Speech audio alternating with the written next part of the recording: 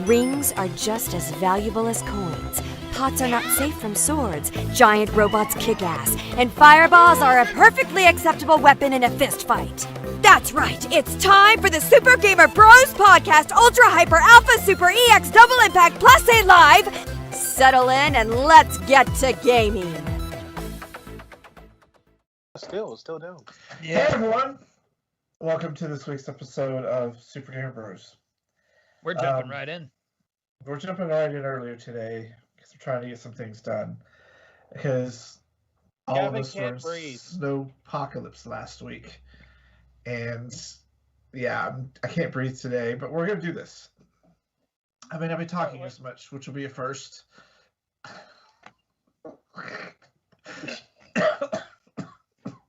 Pocky knows, he gets it. If you can quit dying here, we might be able to continue. Yeah, Pocky gets it. Just tell She Phil totally to gets hit it. the stop button when you die. Just like, hey, can you hit the stop button for us? We're done recording. So, I'm one of your gamers. This always happens. I'm joined by... This is Cynic. Hello. And... I'm Cassandra, being amused. And... Shyleek. We went clockwise, and he still didn't know it was his turn. No, I was trying to think if I should do my gamer tag or my real name. So You should do your gamer tag. Oh, you should do whatever you're comfortable with. Then I am El Guapo Especial. No, you're not. You're really not. See, we need a sound effect board so when you say El Guapo, we could have the mariachi band play behind you. No, we need a clip where every time he says El Guapo, it's Speedy Gonzalez from Looney Tunes going, Adelaide. No, it's you gotta have a metal clip of like Fear Factory or Brujeria or something. It's gotta be heavy. So El Guapo's in the house. El Guapo. Before we get into the show, I have a question I've been dying to ask Cynic. Oh no. Mortal Kombat trailer. What about it? Oh, it's amazing. Oh. You haven't seen it? Is that the question? Are we leaving it open for me like that? Okay. I was all like, I'm assuming the question is, did you like this trailer that seemed pretty good? Well, I was just waiting for a follow-up just so I could watch you breathe, struggle a little bit.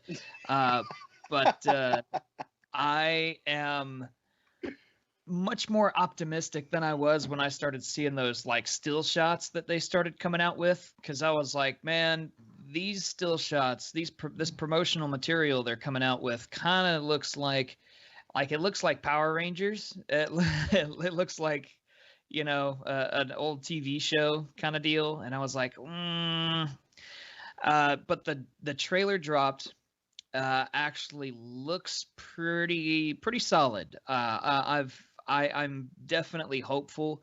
At the very least, I know I'm going to be entertained by the fights, because all the fights and the CG and all that, like, they got the Warner Brothers money behind them, just like the games do now. And like, that's awesome. Like, that's all you need. I'm pretty optimistic because the Scorpion's Revenge movie that came out a little bit ago was pretty solid, and so I think the reason that they're able to put a little more effort into it is that did pretty well. I think critically, people liked it. So I'm really optimistic about it now. I still don't know who this Cole character is, and they're like, well, I actually, some part of the promotional material that came out was a synopsis, and it said, we follow our character, MMA fighter Cole, and I don't remember his last name. And I'm like, you have all these characters to choose from. Why did you make one up and name him Cole? Because I don't give a shit about Cole at all. There's so many protagonists you could have picked up and ran with. So I, even though when the trailer dropped, it kind of didn't focus on him too much, and it focused more on the characters and some of the action and the fighting. All that stuff looks like it'll look great.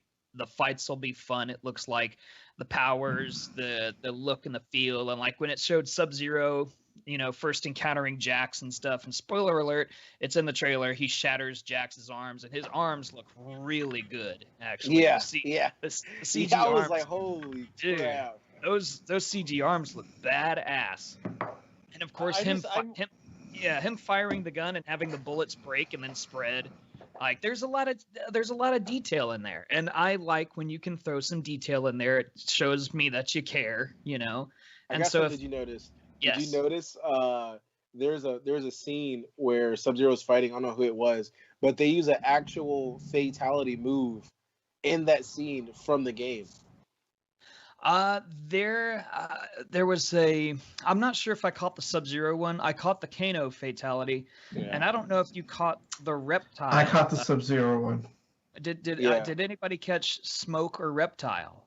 I saw Smoke. I think I saw Smoke. Yeah, I think I saw Smoke. I want to say it might just be Sub-Zero making a grand entrance, but if I'm hopeful that they treat this character with some respect, you have this giant smoke cloud that a ninja walks through, and it kind of looked, it was too short to really last too long to see if to see if it is, but could be Smoke. There was another clear I'm trying to remember what character was walking around, but the camera, they are kind of fuzzy, and the camera is you can barely see like a tail come around like this, and it's like camouflaged, and so I'm like, Reptile is definitely in here. I gotta rewatch it now. I definitely gotta rewatch it. Yeah, like the trailer itself had a few Easter eggs and stuff like that. And of course you had Kano punching and ripping out the heart of a creature, and it looks like a dragon human hybrid, like from Mortal Kombat Armageddon kind of deal. And I was kind of like, well, that could be Reptile, maybe, or hopefully it's one of his races. I don't want a Reptile to get jobbed out for fucking Kano. I want to see. I miss Reptile. I want to see him put in with the mouth. What, the purple one? What's her name? Melina. She was in there too. I saw Melina. I think Melina looks badass. Yeah. Melina looks awesome. I like it when Sub-Zero used somebody's blood as a knife. Oh yeah. Yeah, that's the fatality we're talking about. That's the actual fatality in the game. That was his fight with Scorpion. Yeah, he stabbed him and uses he freezes the blood and stabs it like Scarlet style. Like Scarlet uses bloodmancy or whatever, and sucks out your blood and uses it to stab you. So it's kind of like Scarlet Sub-Zero mix. And I'm hoping, since Melina is there, that we also get Katana. I mean, well, Liu Kang was in there. Yeah, Liu Kang and Lao are both in there, and ever since the first movie, they have really taken this whole Katana-Liu Kang relationship and ran with it in pretty much all media following that movie. So maybe Katana makes a return, maybe there's a romance. I don't really know. I really like the character, so I'd like to see Katana, because you just can't have Katana and Melina separate, at least for me. I mean. Hopefully they add more to the relationship of Kung Lao and Liu Kang, because even though they're related, they don't talk about it that much. It's like, you guys are related. Like, they should feel that a lot more. Like, a lot more. That'd be really cool if they did. Yeah. By the way, I'm already calling it. About a month or two before the game comes out, they'll be like, yeah, Cole as downloadable DLC for like $5. Oh yeah. Yeah, maybe, or I think maybe the movie will throw a twist at us, and I think Cole is a regular human, but he has because you know how they have when they fought Kotal Khan the first time, they're talking about how like people can be connected to the netherworld. I think he's going to be something like that. They showed a scene where his face changed, like in the mirror or whatever. Like it was like he screamed and it kind of changed in a way. I think Cole is Johnny Cage. I think that's going to be the big twist here. Because in more recent years, I'd say Mortal Kombat 9, Johnny started to get a little more and more popular, but ever since Mortal Kombat X especially, Johnny kind of soared in popularity, and in MK11 he's also still very popular. So I think in more recent years, especially since Mortal Kombat X, Johnny's popularity has skyrocketed, and for him not to be included in this movie would be ludicrous. And So a lot of I think maybe Cole might be like, oh, this is Johnny. He ran away from Hollywood and started doing these underground MMA fights or whatever. no. I can see it. Other way around. A lot of MMA fighters they're like WWE fighters, WWE guys now. They're going off to be Hollywood. True, he So could turn into like a Dave Batista or something, or The Rock. Yeah, He could go from MMA to the movies. They're like, Cole doesn't work. Now, if we call you Johnny, like the Great American Hero style, like his agent That's convinces funny. him to go from Cole to John, because that's very common in Hollywood too. Or that's yeah. You're right. Well, I considered that too, that he might make the jump from fighting to movie afterwards. We'll see. I'm hopeful that it'll be Johnny. Invite you over.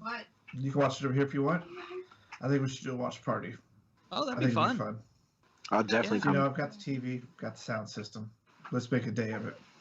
Oh, that sounds awesome. That sounds super fun. For good old family we'll plan it, and we'll just live stream us watching it, which will be hilarious. That sounds awesome. All right. Yeah. The only problem is you'll have to poke me and make me react, because I'll just be like, I'll be locked in, man. Ooh. So. What else happen? All right. So today's topic: when bad things happen to good games and good game ideas. Stadia is dead, which is a shame because it worked. It worked really well. Anthem is dead. Avengers, it's almost dead. Yep. We just been talking about some of these things that make us really sad. I will start with Stadia, obviously, and then I'll let you guys talk. You watched Cynic and I talk about Stadia when it was coming out and the high hopes. And it worked really well, y'all. You were 100% into it. It works really well. They didn't have all the features, but it was brilliant. But it's not one of the big three. And I think it's not even just that. There's more to it. Google has a habit of creating these good ideas and just dropping them. They're saying they're going to move it and open it to everybody. I wonder how that's going to affect the future, especially with Xbox pushing xCloud. I'm trying to not talk loud because I'm on a different mic today, and it sounds like I'm way too loud. It also sounds like you're really sad, like you're about to weep, like profusal tears, like your dog is dying a horrible death. Yeah, you're sounding good, except for you're going through puberty again. Other than that, I'm trying to not. He said go through puberty again.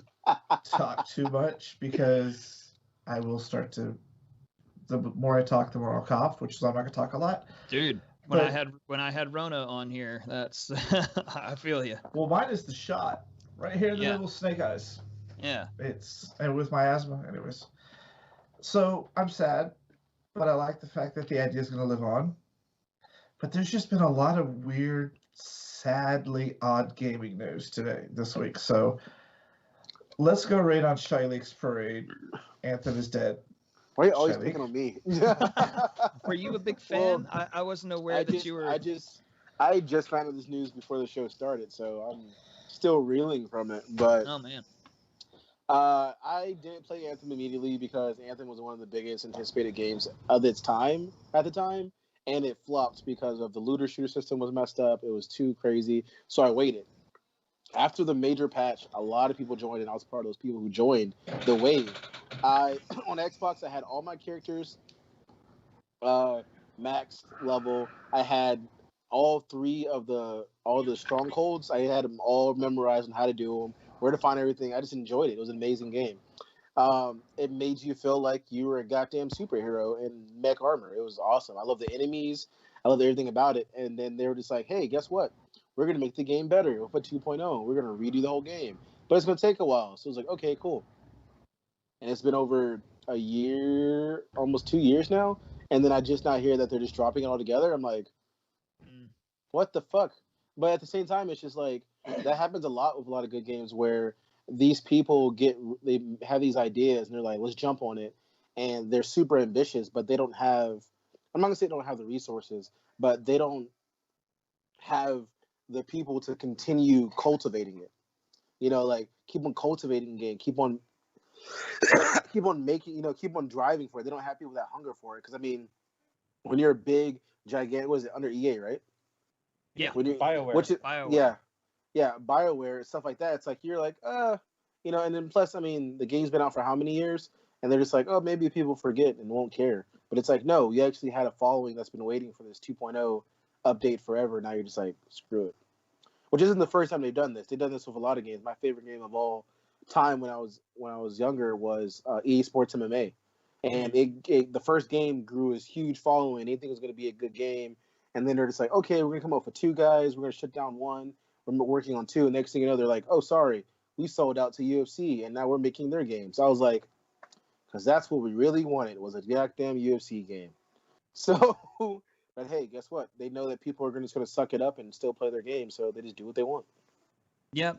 And you're still playing Cyberpunk, aren't you? Or at least waiting for 2.0. You didn't get a refund. Yeah, I didn't get a refund because I'm still trying to be hopeful. I did just recently undownload it for multiple reasons. I needed space, and second, I just got tired of looking at it because it's just an eyesore. It's too painful. But yeah, but they do that a lot. It's just like they know that people are gonna suck it up, and people are gonna deal with their shit, so they just shit on us. That's how it pretty much goes.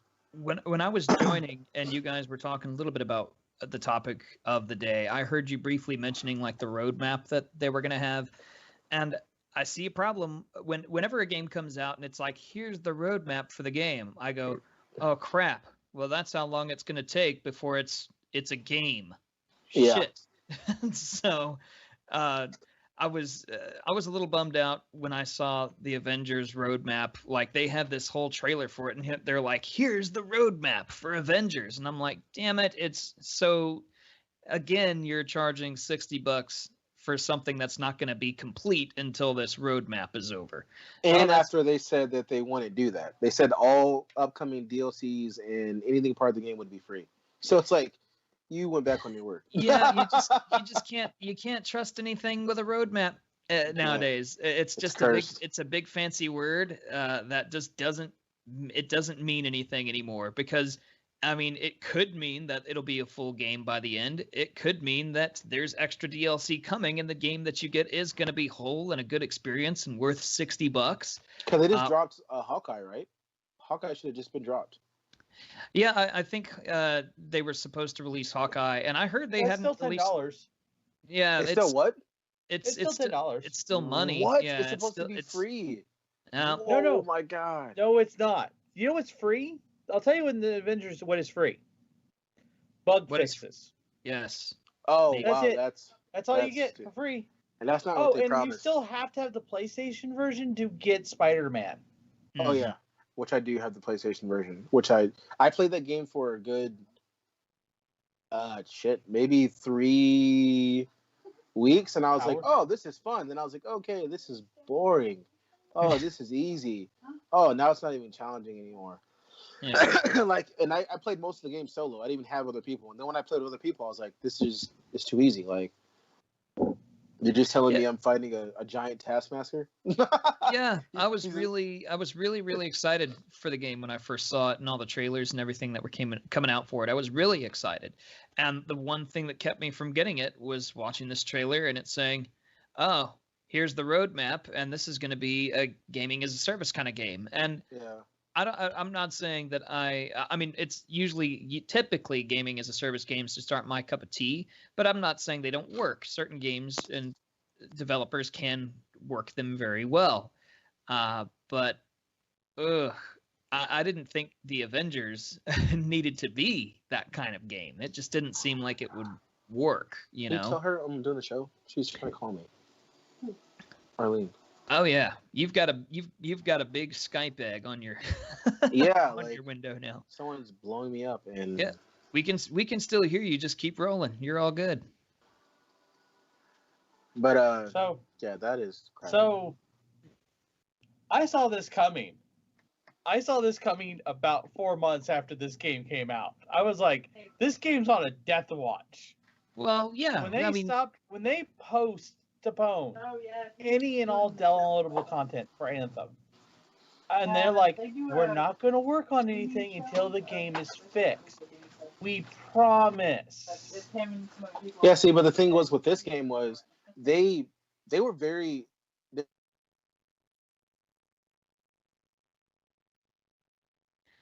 They were very. All right. They were very. I will definitely agree with that. I would definitely agree that they were very. They were very full of crap. BioWare ran on the minute when they knew what the game was going to look like. The developers and the programmers and everyone knew what the game was going to look like at that E3 trailer they first revealed the game. They had 9 months to make that game happen. Yeah, I mean, we've talked multiple times on Super Gamer Bros course.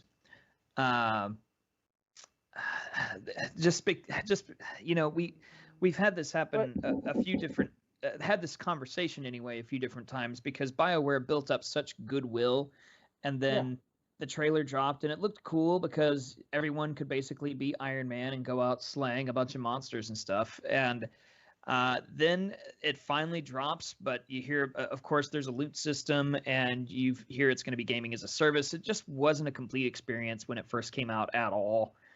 Plus, all the bugs and everything. It just wasn't. Also, yeah, it wasn't a good look.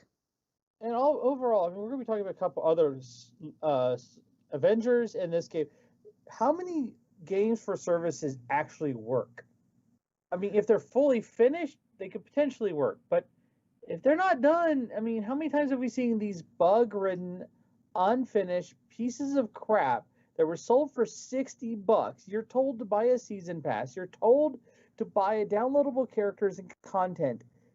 The game crashes. You're told this is going to be a roadmap. It's going to be complete. And when it's done, you're going to have this great game. Well, and now you've had Anthem, and you're going to have the Avengers. I think that these gaming as a service games are just trying to fill in the gap, the MMO gap in consoles. And I would think that if Gavin could respond right now, yeah, unfortunately Gavin's Mac has crashed. Oh, I know. That's yes. So for those of you who aren't listening, you can see Gavin's blank face, really wanting to scream out Destiny and how awesome Destiny is, and how Destiny 2 is the greatest game of all time. And I'm really glad you don't have the ability to do that right now. Because the whole wanting to fill in the MMO gap, the whole wanting to fill in the Destiny gap is great, except you have to look at those as the exceptions to the rules and not the rules themselves. How many MMOs did the gaming industry pump out between 2002 and like 2012? Yeah, it was quite a few. Matrix Online, there was Warhammer Online, City of Heroes, Champions, Conan. There were hundreds of these games, and they all lasted just long enough to be there and die. EverQuest and Fantasy Star, and I mean those are older. Fantasy Star is still doing really successful by doing what they.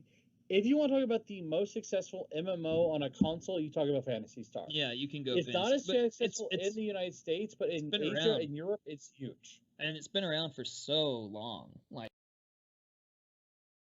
Star Online has been around forever.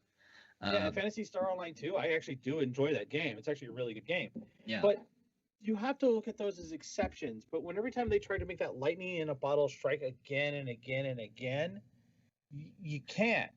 Well, I think also certain console games have a certain feel to them, and so when you don't have a mouse and keyboard and you've got a controller and you've got a fan base who plays primarily on console and is used to playing, say, first-person shooters or slashers that are third-person, stuff like that, I think that a lot of developers are like, well, how can we marry this first-person and or 3D hack and slash, or like the more standard console experience, how do we make this more MMO-like? And I think that's the whole axle on which this whole gaming as a service thing turns. And you just I know there's plenty of MMOs that are still out there that are on console now where it feels like a traditional MMO. Like Fallout 76 tried. I think Elder Scrolls Online more or less succeeded eventually. because they started off with a lot of problems, and it was more Warcraft with just like an Elder Scrolls Skyrim skin on it. That was kind of, a discounted Skyrim skin. But eventually got a lot of patches, got graphical overhauls, got tons of updates. I think Elder Scrolls is one of those just purely online MMOs that are very successful on consoles. I think that the Old Republic could probably do okay here, I think it's everyone's hoping for what they call the planet side syndrome, where you get that big patch and everyone will be a part of it, and everyone keeps saying, it's gonna be like Planet Side, guys, it's gonna be like Planet Side, it's gonna be like Planet, and it never happens. I mean, I'm not gonna say it never happens, but the odds of it happening are so rare and so limited that you shouldn't bank on that. The Realm Reborn, for like Final Fantasy 14, when they did the Realm Reborn, it made it good. It made it compete with WoW. Yeah. Final Fantasy definitely did an amazing job with Final Fantasy Reborn. It absolutely revitalized that game completely. And Shy's back. A toast to Shy. Yeah. Talk about my phone died. Well, in your absence, the last thing we heard you say was when. I think, or was it what? It started with W. They were. Anyway, it's like they were. Yes, and I finished your sentence for you. They were full of crap. Oh, I remember. Yeah. Yes. When the developers first talked about dropping Avengers, they said that they were building it after Destiny. That's the reason I got the game in the first place, because they want to model out Destiny. I love Destiny. I think Destiny is going to be the future. What's the word I'm looking for? I don't foundation know, but for Gavin's the new very generation happy. of games. I'm telling you. Yeah, for the new generation of video games, because the way they made Destiny is the way they styled it is pretty good, and that's people are trying to mock that build for future games. I was like, oh, it's gonna be a great game, and it was. It's just you gave us the promise of so much innovation, and it came not down to that. Like, yes, it did have different pieces of gear and make your character unique, but it's like it got to the point where it's like once I made a certain build, because I use the Incredible Hulk because I love the Incredible Hulk. It's just when the way they use the camera angles and dynamics, it makes you feel like you're the character. When you're Thor, you feel like Thor. When you're fucking goddamn what's his name? Captain America, you feel like they make you feel like the character when you're playing. They make you feel that's the enjoyment of it. But it's like once I created aesthetically, it looks beautiful. Exactly, and playing it's pretty. It looks like garbage to me. It's not too much. Dull, it's not too much. boring. It's not too much. It's not too many glitches. It's a pretty decent game, but it's like it got to the point where it's just like, okay, I made a certain build. Now it's just like nothing can really damage me. Nothing can really do nothing. Because I made like a gamma build, and it's just like after that, it was like it's not challenging at all. And once I figured out how to get better loot, I was like, all right, I got the better loot like in Destiny. Yeah, I bitch about their RNG all the time, but at least when you get the weapon that you want, you're like, I got it. It feels earned. There, I'm just like, I just got a legendary piece of gear, and I didn't do shit. Like I just got this. That's totally cool. So it made me. I didn't grind to become good. It's just I played the game. That was it. Yeah. I'd be on the opposite end of the spectrum. I'd be like, let me play this. Give me a bit of a challenge, but then, let me earn that gear and then take that to PvP where I will spend all my time. Which is okay. That's fun. But there's Avengers, no PvP. You don't get that. Yeah, in Avengers, you just get like, and even when you play with other people, like there's like when you do the Stronghold, for example, which is you play with other people and you go do these things. It's like, yay. I'm with a group of, even if you don't talk, it's like we're just running through things. It's like I didn't even need you. You're running through the same 3 dungeons, beating up the same 4 bad guys. Yeah, beating up the same 2 bosses. Exactly. It's like 32 times. Yeah, and it's like you can't bring out a game and be like, okay, it's limited from the beginning. You got to give us a huge chunk of something and then start, letting it dry out. It's like, no, it dried out pretty fast. I think the only 2 people you fight, boss wise, are Taskmaster and Abomination. And that's literally it. That's pretty pitiful. That's pretty pitiful. Considering there's been 3 Ultimate Alliances, and it's like that's what you gave me, and then like the story, don't get me wrong, the story was amazing. I think they did the story perfectly. It was perfectly written the way they did the story, how they involve every character, the development of emotion between each other. Like, because it starts off with the Avengers have been broken up, they're gone.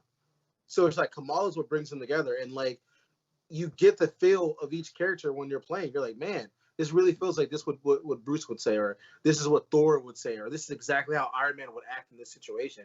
Yeah. You know, you get the feel of the game, which drives you. But then you start playing the in-game stuff, and you're like, oh, this is fun, this is cool. And then you get the initial, oh, I'm exploring because I'm trying to understand the game. And then like once you understand the game, you pretty much master it soon after. You know what I'm saying? It's like that's not what I want. I want to be able to get a quick grasp on the game, but I don't want to master the game that easy. Mm-hmm. Like, what's the point of playing the game after that? Yeah. And I by the way, I completely disagree. They are not modeling anything after Destiny, except for Destiny. And you can tell that they're not doing that because Destiny 2 came out in 2017, and it's taken them 4 years to just get a game called The Avengers going, and it failed so horribly. It lost half its player base after the first week. Yeah. Well, it's because, like I said, it's because, like I initially said, is when you have a game that you bring it, you hype it up to that extent, you got to remember people are going to play to that hype. Like, when Avengers dropped, I knew people in the army who took leave to play that game for that week. Like, for the first week, they took leave. So it's like, then people think, like, some people, I feel like developers underestimate the power of gamers. Like, you just gonna drop it. You can't hype up an Avenger game. Definitely after fucking the last Avengers movie came out, and then be like, okay, we're gonna give you this limited experience. Like, no, you better have all the best off gate, and it better last us a while because we're gonna be chewing on it. Or at the very least, deliver on what you advertise. Because at least when Destiny came out, they flat out said, hey, this isn't a game that you're gonna get 1 million hours out of. You're gonna play it for a fucking few hours and you're gonna set it down. They said that from the get-go when they made the game. It wasn't until Destiny 2 where they're like, hey, people actually love our game. We're gonna make it where you can invest more. And that's when they start coming out with the shitty RNG. Like, that's how we're gonna fix the problem. I would say the first one had shitty RNG. I remember that. But no, I have to say this. The whole model that I knew. Good point. I knew Avengers was going to fail at E3 because they stood up on stage and they go, "This will be a live service video game," and I went, "You fucking failed already. That's great." And the more they talked, the more they said, $10 per character. Don't worry, if you beat the character story, that $10 can roll over. You can do this. There's going to be a season pass. They hadn't shown gameplay footage yet, but they had already talked about all the things you can buy extra. And I'm like, you guys didn't have a video game. You had a marketing campaign, and then you made a video game. The same thing you did with Anthem. Your game developers, your artists, nobody knew about your game beforehand until your marketing department said what it was. And that's the same thing that happened with Marvel. They made every character look like the generic version of their MCU counterpart. They didn't try to make it look like the Jim Lee artwork or the Straczynski or even the Jack Kirby artwork. They could have gone with that. They did that for a reason. Yeah, I was okay with their art style, to be honest. It looked bland and boring. I know. Well, I'm sure you'd orgasm if they had like an anime skin for each character and stuff. Yeah. No, I just don't think that this is what they were going for. You know, they were going for end game had just came out. They were riding that end game hype. They were riding the hype of the Marvel movie universe. Color than this game. Yeah, really? If you look behind Gavin's, I'm not saying that it couldn't have been improved. I'm just saying it's not that bad. Yeah, because when they drop the game, it looks good. It's supposed to look realistic, and I know that's not always for everybody. Oh yes. By the way, realistic. When we're playing a game about a master assassin from Russia, a guy in an armored suit, a gamma radiation, you walking inferno, a ball of rage, and a god of thunder, I demand realism. I'm personally okay with the realism as long as, I mean, yeah, you could put in some more color. for sure. But I like a realistic. I'm gonna tell you right look. now what they Yeah. wanted. What they If I as think long as it plays, as long as it's fun. I think it set the Wasn't tone that either, because apparently. I feel like the reason I enjoy the aesthetics specifically is because it sets the tone. One, they didn't want them to look like the if they allow themselves to make a direct visual to the movies. One, they just cut their creative license almost in half when you do that. They did. Because now they're going to be like, hey, you got our face on there. We want them to be a certain way. So that's one reason why they didn't do it. Two, the reason it has kind of like the undertone that it does is because it's not a happy. It's not supposed to be like this like happy. It's actually the story's pretty fucking sad. Like Bruce had turned into the Hulk for what 3 years? Like he wasn't even human. Um, Thor had completely abandoned being Thor. He left his hammer at what you call it was at what's his name? Um, Steve Rogers burial site. Cat was being not Cat. Yeah, Cat was being chased down from every known organization ever. It's supposed to be bleak. The reason that's why they had Kamala for that's why they specifically had Kamala give the life to it because she had the heart, she had the faith, she had the belief in the Avengers. That's what gave the game its life. And as you see the game progress, you realize like everyone's becoming more lively. People are becoming more stronger. People are like even like Bruce is becoming more open. When you find out Captain America's not dead and stuff like that, like that was like it's bringing it to life. It's bringing life. So I like that. I like the undertones. I didn't like that. It wasn't extravagant. I like the sound of it. It seems like a story that I'd like to jump into sometime, just not for $60, man. Yeah, there's no way. It's because I mean, it's like I said. At the end of the day, it's one of those games you can quickly master. And when it comes to games like that, you have to make it to where there's more you can do. You can't give me a quick mastery of a game and not give me too much. Like for example, the game we love, Ghost of Tsushima. It's like if you really wanted to, you can find a way to be really good at the game very quickly. But that doesn't mean anything. You still have to do a lot of stuff. Like even with that. So it's like if you have it cranked to legendary, you have to and you do plan things out. You can breeze through and just slaughter all of these people with the perfect planning. But if you screw up, that's your ass. Exactly. And it's but still that's a what challenge. makes the game good because there's a chance of you still being able to fail. And in that game, I played, like I said, I played most of the game solo, Avengers, by myself.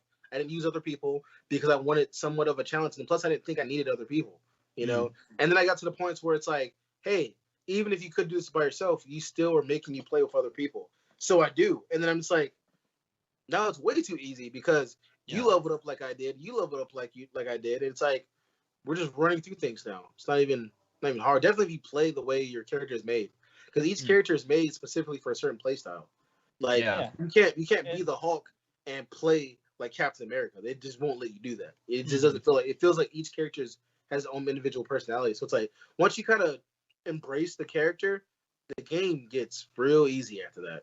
And I think that kind of play can work when you're doing like a short story based kind of game.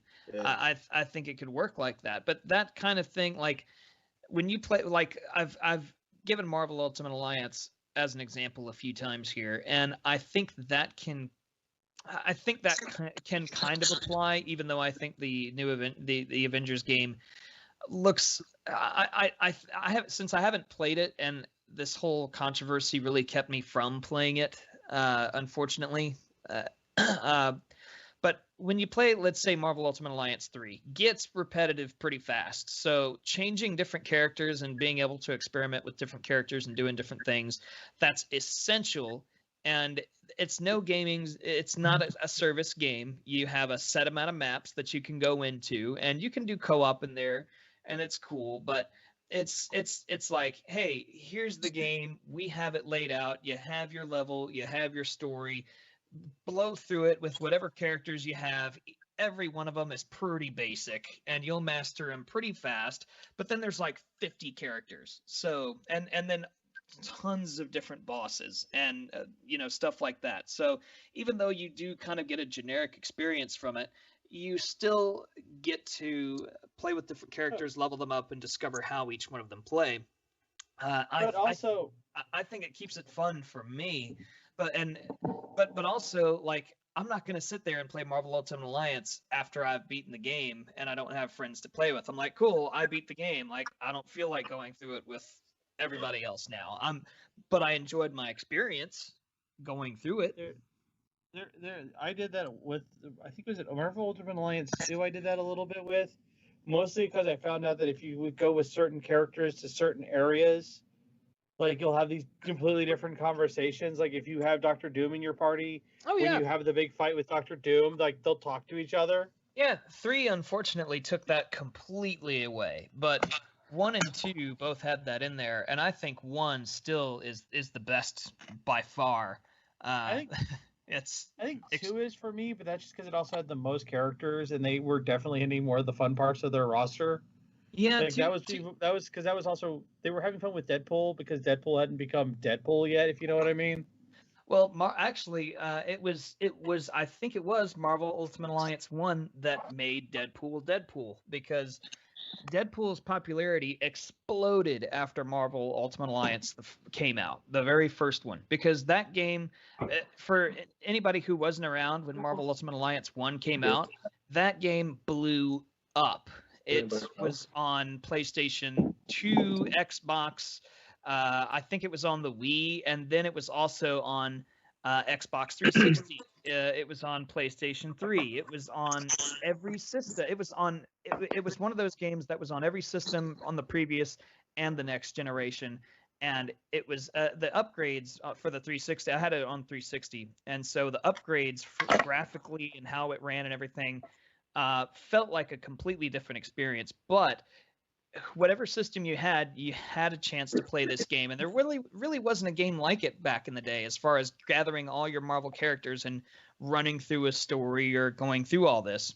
And I absolutely love the first game, but that's when people they kind of propped Deadpool up in there and was like, hey, there's this character, and as you run through it, his comments to people, his interactions with everybody. Because I personally, like, I knew of Deadpool, but I hadn't spent a lot of time with Deadpool. But he made an interesting enough impact on 360 that I chose him. And as I was running through it, I'm like, this character is hilarious. This Deadpool, right? Like, I'm gonna have to go look up more Deadpool. And that I think they explain his abilities more in the game too, because there's a lot of abilities he can do that they don't talk about. Yeah, and that happened to so many people. Like, if you go and look for the popularity of Deadpool and like comic sales and stuff like that, like it exploded after for Deadpool after, I want to say 2006, 2005 or 6 is when that game came out. Yeah, I'd if you don't believe me, do a little research onto when Deadpool got super popular. I think that's around that time because it was a solid game. And as far as Stadia, I mean, the fact that they didn't promote indie developers at all, they said they'll come to us. We won't give them any incentives. Pretty much harm them. The fact that basically Terraria had a huge controversy over their account and they immediately canceled the project, put it on Stadia. That was great. Start banning your developers from making your game and watch what happens. And then they canceled their in-house development after telling them there was no problems. Hey guys, don't worry, we got your back. Future for Stadia is going to look great, or in-house development's great. 24 hours later, everyone finds out they're fired because a news outlet just said that they were fired because Stadia is closing their in-house development. After no more than about a week of telling them how great they were doing. Also, we have to remember that the head of Stadia's development said that the internet companies went pull back on the internet production or internet usage because why would they upset their customer base?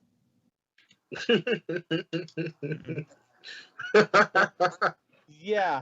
Maybe because they have a small monopoly. They don't have a monopoly, but they have a monopoly because they've cut up every state into little bitty pieces. There's whole things. So no, Stadia is going to die. Technologically speaking, it was a good idea. The controlling of that product was horrible. I also don't think it was marketed very well because I think unless you're a gamer, unless you go out of your way to pay attention to Stadia and see what it actually does. At no point did any advertising for Stadia kind of tell you what it was supposed to be. Like, it never did. So the other biggest thing was Stadia refused to answer one question. It was the biggest question everyone had to ask. You have a streaming, no have to download gaming service. If I drop $50 on a game, what happens to that game when your service ends? And Stadia's like, why would you worry about that? I don't see why you would be worried about that. You should not worry about that. Yeah. Well, I definitely agree with that, because that's one of, I mean, that's kind of what, for those of you who don't know, Xbox Live is down right now, and it's not just Xbox Live. If it's like your profiles, like it's all the core services. Yeah, core services. So luckily you can still play games that you have downloaded and that you already own, but Games Pass stuff, like, nope. I mean, look at PlayStation. On PlayStation, most of their games are streamed. You don't download. Yeah. Well, the PlayStation Now games. Yeah, the PlayStation Now games. PlayStation Now. Yeah.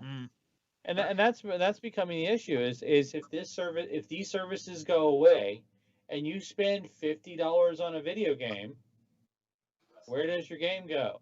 Yeah, and Gavin and Gavin isn't here right now, or else he would be, to defend the benefits of streaming this kind of stuff. And there definitely, so I'll be devil's advocate a little bit. There definitely are benefits to be able to, stream your games through that type of platform and be able to play anywhere from any kind of device and things like it's very convenient until it's not there. and that's always my problem, is that, well, what if I don't have the internet? What if the internet breaks and I'm bored, and all of a sudden there's nothing to do, you're bored, the internet's broken, it's the dead of night, the kids are asleep, and you're like, well, I want to enjoy myself a little bit, and there's no internet, and, well, can't play my games, so... Yeah, at least they did the same. Actually, I don't know if you guys knew this, but on 360, if you bought a game online and you bought it and downloaded it, you can't even play the game unless you have Xbox Live.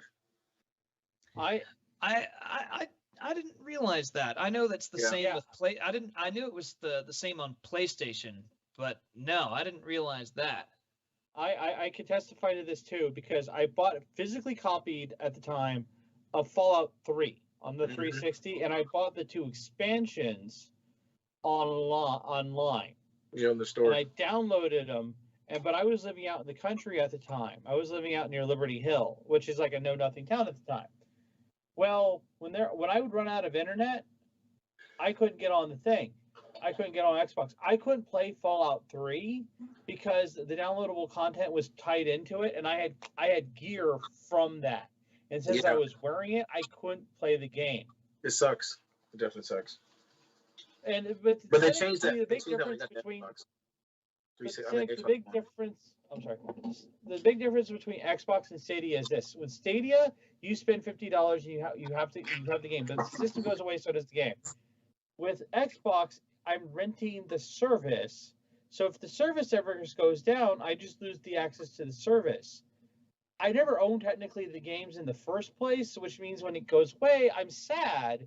But it's not like I spent $50 on a game title I'm supposed to own. Yeah, true that. Well, I would say, like, if the service is down and you can't play it, I don't care if I own it or not. It's gone. and so I would say the big difference for me is that as long as you paid for it and downloaded it, and you can play it if there's no internet, I'm good with that. If I've got a system that runs it and the game is on there and I can play it, I'm happy because I paid for it. And so that was a big problem with Stadia, and it's certainly one of my issues when it comes to buying and investing in these big streaming services. like Stadia, there was also wasn't there also one in the works? I can't remember if there was another one. There's the Shadow computers, which isn't necessarily in the same realm, so I can't. I have one for you. Yeah, I have one for you, and you're going to hit yourself because it was. Do you remember Amazon had one too? I thought that was hadn't launched yet. I thought they were still it developing did. it. It did. It did. And that's how much of an impact it made. No, wow. I didn't even hear about it. God dang. Yeah, we talked about it briefly on the show, and I thought it was still in development. No, they had. I got a question. That's bad. How do we close out the show if Gavin's not here? Oh well, we so we're an hour. What do we usually do? We talk about a little bit about what we've been playing, but usually that happens before we go off on our tirades, and it's about 55 how about this? Let's go ahead and talk about what we've been playing real fast. Cause let's try to have some fun. Let's have some fun. Yes. We've all been down and meat. How about some happy news? Let the blood drain from your face now. Yes. Actually, I get excited. How about some happy news? Well, that's why you're here. The show, the person who created Gears of War, the main producer of the game, main director of the game, just came out as trans non-binary. She is good. He goes out by she/her pronouns. So congratulations for coming up. Are we talking about Cliff, the old developer, or a new one, or is it Rod? Hold on.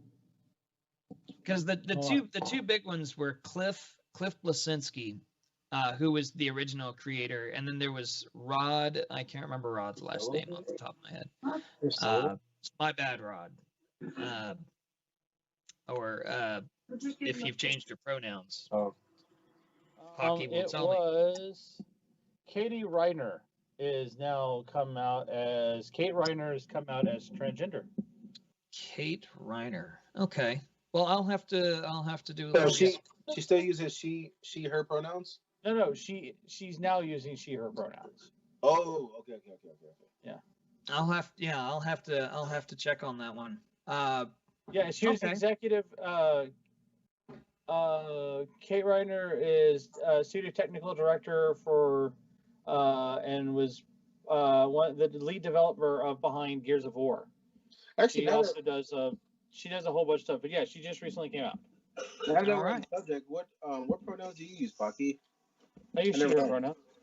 Okay. Yeah, she/her pronouns. I never asked. I'm 10 months into my HRT. Right before show, which is probably also why I get really emotional sometimes, because I take this is testosterone blocker. It's gonna be kind of hard. I had to do this because it'll go through the pad. But this is testosterone blocker, and then this is I take 2 milligrams of estrogen. So I don't know. I would say you got pretty emotional before. Yes. It's always been a defining characteristic, an entertaining characteristic. No, it's the only show I get emotional on, to be fair. I actually like that. If you watch fan service, I don't get emotional. I just get weird. I actually like that you share your personal stuff, because I've only known in person myself one trans person, and that was when I was in the military, and I've only learned from his experience, because he used his/her. He was a she. So he's using him. He's transmasc. If you want to go, he's transmasculine. He's transmasculine, and I only knew his story and understood his life from the army perspective. But other than that, I've never really gotten to much. So let's real fast go with some happiness. Cynic, what are you playing this week? What were you playing during the Great Freeze? Oh well, with your kid. I would play I lucked out because my house actually was part of the whole rolling blackouts thing, and then we lost water and propane. We don't have natural gas here, and so all our utilities failed.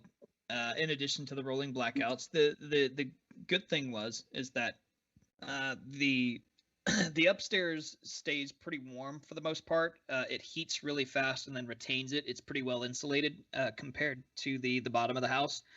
But once we got word that our propane and our heating was about to go away, I was like, well, that's not good. We got to prepare in some way, shape, or form.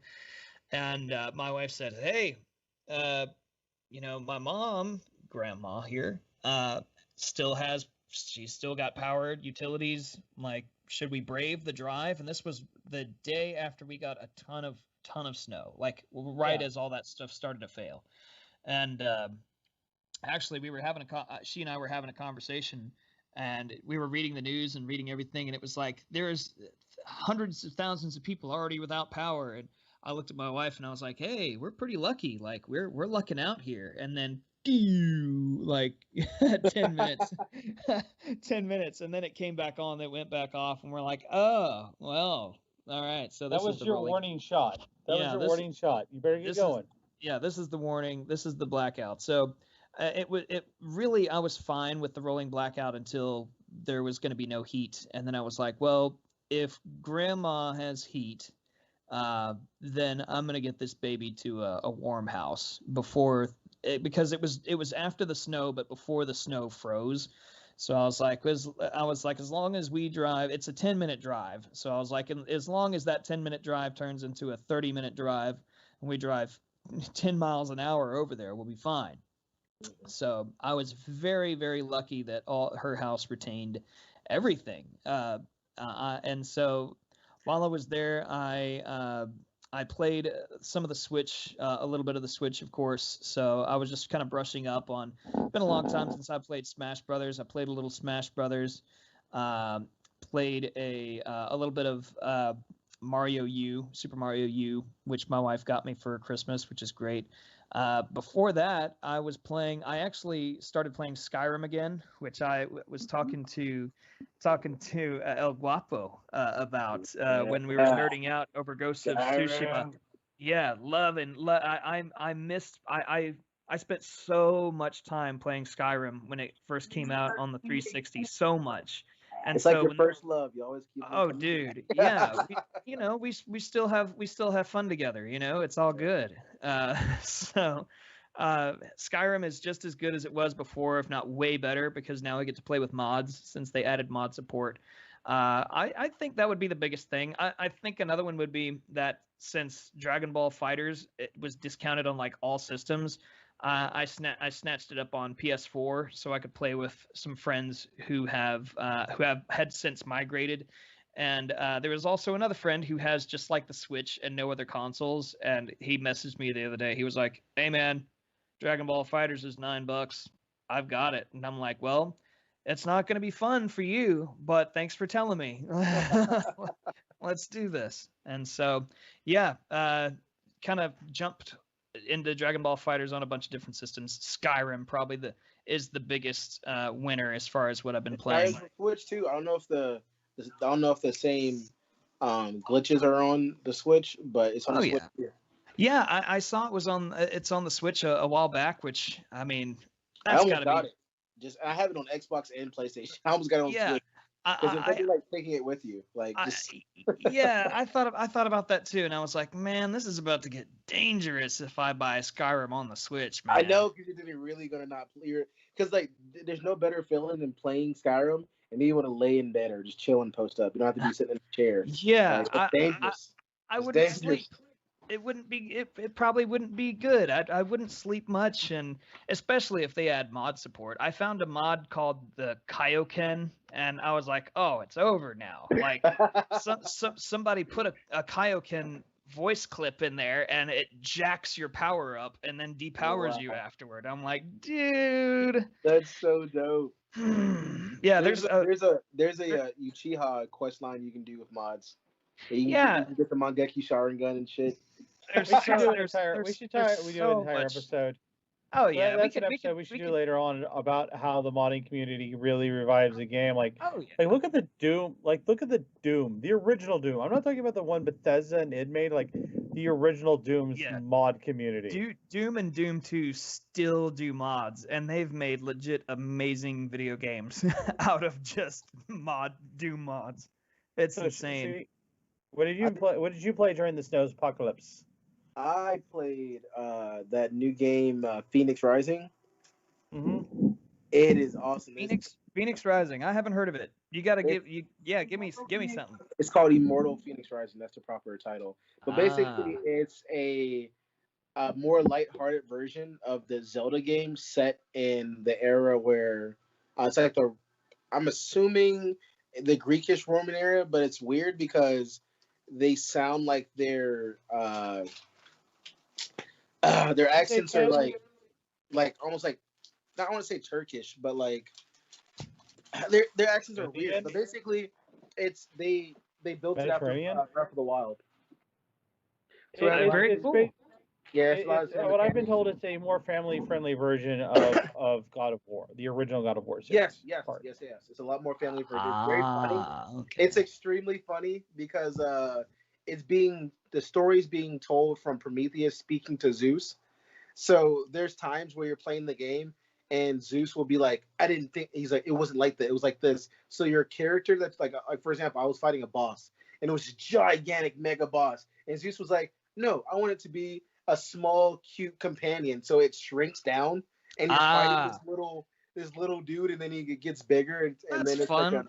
That's a fun storytelling mechanic. I like that. And they have but it's like you can change your gear and stuff, and it's more RPG wise than so basically it's like it's Breath of the Wild mixed with Assassin's Creed, because you can go to a Thai hall place and use Eagle Eye, and instead of like in Breath of the Wild you have to just come across everything, you can actually mark it. It'll come across and you can just mark it and then go do it, which normally doesn't work out for games, but considering that they give you so much to do, it's okay that you can pre-mark it, because once you actually start marking it and you realize how much you have to do, you're like, oh shit, a lot. And it's like the way they introduce the gods and stuff is really cool. The storylines are awesome. The fighting is fluid only if you've never played Breath of the Wild. It's like if you play Breath of the Wild, it sucks at first because you're used to dodging and parrying with different buttons. Mm-hmm. So it's like I was like getting destroyed at the beginning of the game. But once I started playing it the way it was made, it was an amazing game. And the aesthetics is really awesome because since it's a Ubisoft game. They had like the Ubisoft Connect thing or whatever to other games. So it's like you can have you can do challenges, and basically allows it to be like like a console, because on Switch you don't have achievements. Yeah. But since it has log into Ubisoft and you can kind of get your achievements, you get like achievements and stuff. Points. So it's really cool to play. Like right now I have my character. It looks like she's because you can choose a male or female. And it's not very many customized things you can do, but it's pretty much, it makes it easy because it's like the name's Phoenix, so I guess it can be a boy or a girl name. Yeah. So they kind of make it like that, but I chose the girl because I just felt like the character, the way from when the game was brought to me, it seemed like the character should have originally been a female. So actually, it was. Yeah, the game was originally supposed to be female, but they felt that it wasn't going to market properly if it was just a woman. So they changed it to be male, but then after a long enough debate, they were able to get it. Well, we'll make it androgynous, so that way it could be male or female. Yeah, and that was the only way Ubisoft would pass the game. Because you can, like, for example, I'm a female, but I can have a male's voice with a beard if I really wanted to. Yeah. Yeah, they added that aspect, which was interesting because I was like, I never thought Ubisoft of all people would do that, but I thought that was kind of cool. So this is an open world loot RPG God of War. It's a very good mix. From the reviews, Zelda game kind of game. Okay. I was told it's fun to play on a Switch, but if you really want to embrace the aesthetic and the beauty of the game, to play it on console, because it looks stunning. Like just in the game, it looks stunning, but it's really fun. It's really addicting. I have to I told myself after playing Breath of the Wild in like a week that I was gonna take time to actually stay away from the game. So I played 5 straight hours and then I quit for a couple of days because it's fun. And like I said, once you get out of the Breath of the Wild mentality, it gets real fun. And the cool thing about it is it's you have to earn things a lot harder than in Breath of the Wild. Okay. In Breath of the Wild, you can just spend your time going to upgrade stamina and hearts. Here, it's like, no, you have to spend a lot more time to upgrade your hearts and stuff like that. But the gear, since it's like a looter, you which I've heard I don't know, it's depending on what type of person you are, but the it's very puzzle based, obviously, because it's coming from Breath of the Wild, but it's not as complicated as Breath of the Wild. Breath of the Wild was a lot more complicated. This one's a lot more straightforward. Important question here. Do weapons shatter after do we have weapons after here? 10 hits that's the cool in thing. this game? So that's the cool thing about this game. When you upgrade weapons, you upgrade all your weapons for that class. It's not like, oh, I want to upgrade the sword and the armor. And so you get a sword, which is your quick move. You get an axe, which is your heavy, and then you get a bow. And you can get different bows, different swords, and stuff like that, and different gear. But when you upgrade a sword, it upgrades all swords. So if you have a sword, that sword won't shatter. Just to be clear, it won't. You get to keep it. Yeah, you keep it for the whole entire time. Because Good. The reason they allow you to keep it is because they're using the RPG kind of aspect to where you build your character the way you want. Like me, my character, I think when I do perfect parries, I get like 40% damage buff. But there's like some pieces of gear where it's like, oh, if you do a dodge, you get this much, or if you have full health, you do 60% more damage, stuff like that. And what's cool is once you unlock an armor, you don't have to use that armor to have its appearance. So if I want this armor's looks, but this armor stats, I can use this armor and change the look to it. Okay, I like really cool. So transmog. I like when games do that. Yeah. So it's really cool, and like I said, the story is probably what really gets you in there because it's funny. It's hilarious, and there's serious moments to it, but even in the serious moments, it's really cool. It is challenging because you feel like the character's supposed to be someone who's never saw battle before and now has to save the world. So you feel like your character's never saw battle because you get your ass whooped in the game. Like you get hit by a bear and you're like, oh shit, my health is already I took 2 hits from a bear and I'm already low. Yeah, seems pretty accurate. And your potions is a lot. So the one thing I did like that they did better than Breath of the Wild was your access to weapons and potions. So here, your axe will always be the bottom, the ZR, I guess they call it. Yeah. Will always be ZR. I'll never get used to that. Yeah, and then your sword will always be R. So it's simple, and your bow will be L. Like it's easy. Versus in Breath of the Wild, it's like you have to hold L, slide over for your weapons, or hold D-pad to get swords, and it's more fluid. And with potions, you can click the potion. Okay. Yeah, but you can click the potion, and you can take a big potion, or you can hold it and take the smaller one and stuff like that. That's a really fun game. It sounds like a lot of fun, and also the attack style kind of reminds me of the latest God of War. It's a lot like that part is like God of War. And okay, so yeah, when I was thinking of like the old school God of War. So yeah, the new God of War is like, if we're talking the Switch, it'd be R and then RZ for like light and heavy and stuff. Yeah. Man, that screwed me up so bad. When I would go back and play Ghost of Tsushima with you, I would, if I had just gotten off playing God of War, I'd like do a perfect parry and then start pressing the R button, which is like switch stance or choose, I think it's item or something like that. And I'm like, hey, I'm supposed to be destroying this guy's shit right now. Why isn't he headless and bleeding a lot? Because I just did a perfect parry and he should be dead. And I was like, oh, well, that's because I went back and started pressing these like by reflex since I've been playing God of War. Well, guys, we've got to get going. Unfortunately, we have to get going because Gavin's meds are kicking in for his asthma and whatnot, so we do have to get going. But just say I've been playing Hydro Near, some Pokemon, and Diablo 3. I just recently